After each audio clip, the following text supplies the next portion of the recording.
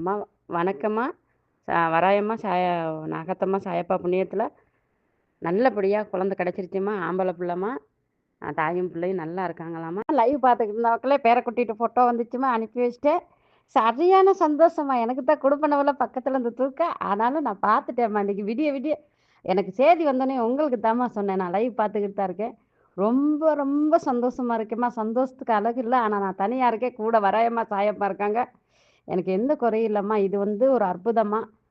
ஆ எனக்கு தெரிஞ்சவங்களுக்கு யாருக்கு இன்னமும் குழந்தை இல்லன்னா, நான் கண்டிப்பா இத சொல்லுவேன்ம்மா. இந்த வேண்டுதல வைக்க சொல்லி, "அம்மா எனக்கு இன்னும் ஒரு டவுட் ஒண்ணு இருக்கும்மா. நீங்க சொன்ன ரூ. 11 காணிக்கை முடிஞ்சு வைக்க சொன்னீங்க தெரியுமாம்மா? அந்த டைமுக்கு மறுமாசம் தான் நின்னுச்சும்மா. அந்த காணிக்கை முடிஞ்ச உடனேயே. மறுமாசமே நின்னது தான் அது.